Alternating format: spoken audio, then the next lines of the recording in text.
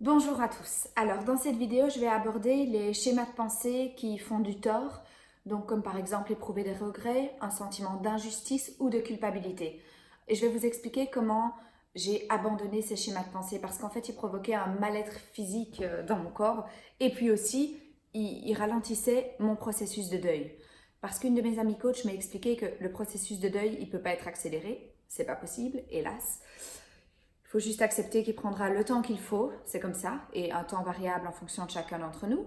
Par contre, il peut être ralenti. Et comment? En choisissant de ne pas faire face à la situation ou bien en entretenant des pensées limitantes. Comme par exemple, quand je me surprends à penser, et si mon gynécologue avait été plus attentif? Et si le corps médical avait pris d'autres décisions? Non, stop. Je sais que dans les circonstances dans lesquelles on était, chacun a fait du mieux qu'il pouvait. Mon gynécologue, il a toujours fait un très bon travail. Il a toujours bien observé mes échographies. C'est juste que on n'aurait pas pu voir, elle n'aurait pas pu laisser présager un accouchement prématuré. Et d'ailleurs, après coup, la science n'a pas pu expliquer ce qui s'était passé malgré tous les tests. Le jour de l'accouchement, le corps médical a fait de son mieux. Il a pris les décisions qui lui semblaient les plus justes pour aider à la survie de l'enfant sans empiéter sur ma propre survie. C'est comme ça. À 24 semaines, oui, les miracles existent, mais moi, j'y ai pas eu droit. Et c'est pas de la faute des médecins, c'est pas de la faute du corps médical. C'est la vie qui l'a décidé et il faut que j'accepte de m'en remettre à quelque chose qui me dépasse. Je pourrais très facilement me culpabiliser et me dire que voilà, c'est ma faute, c'est mon corps qui s'est mis en route pour accoucher, c'est mon corps qui a provoqué les contractions. Donc oui, cette pensée, elle m'a effleurée, c'est moi, c'est ma faute, c'est moi qui ai tué mon fils. Mais j'ai choisi de ne pas l'entretenir, cette pensée. J'ai choisi de la regarder, de l'entendre et de lui répondre. Non, non, c'est pas moi qui ai tué mon fils, c'est pas moi qui ai provoqué les contractions, je sais même pas comment on les provoque les contractions. C'est la nature qui sait ça. Je sais même pas comment on construit un enfant dans un ventre, moi. C'est la nature qui décide de ça, qui sait le faire. Intellectuellement, enfin je veux dire, moi, impossible. Vous non plus d'ailleurs, personne. Même pas la médecine, elle comprend pas tous les mécanismes de comment on crée un enfant. Donc voilà, c'est pas de notre faute. C'est absolument pas de notre faute. Pourquoi toutes ces femmes qui m'entourent, elles arrivent à donner la vie à des enfants en bonne santé et pas moi? Non, stop. Mon mental me joue encore les tours. En fait, si ce qu'on considérait comme de l'injustice, ce n'était pas de l'injustice? Et si, au lieu de parler d'injustice, on parlait d'apprentissage? Parce que, oui, on sait, on a tous des apprentissages différents à faire, c'est logique, on est tous différents. Eh bien, rappelez-vous quand on était enfant, qu'on allait à l'école, on avait des copains qui étaient plus forts en maths qu'en français, d'autres qui avaient des parents extrêmement sévères et d'autres extrêmement laxistes. Et puis aussi, il y en avait qui avaient des tas de jouets dernier cri et d'autres qui n'avaient pas de jouets du tout. Eh bien, c'est pareil dans notre vie d'adulte. Il y en a qui ont des difficultés à donner la vie, d'autres qui ont des difficultés à nourrir leurs enfants. Pour d'autres, c'est avoir des relations harmonieuses qui est difficile, ou alors de trouver la manière juste pour gagner leur vie.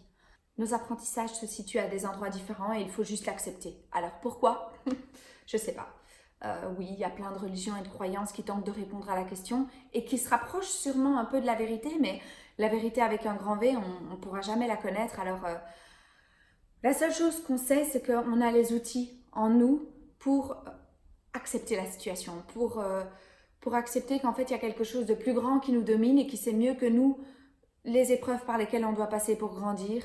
Et c'est à nous ensuite de tenir debout, de se relever et de surmonter ces épreuves au mieux pour évoluer. Et si j'avais pris plus de temps pour moi, si j'avais plus profité de la grossesse et que j'avais moins travaillé là, non stop. S'il n'y a pas d'injustice, il n'y a pas de regret non plus.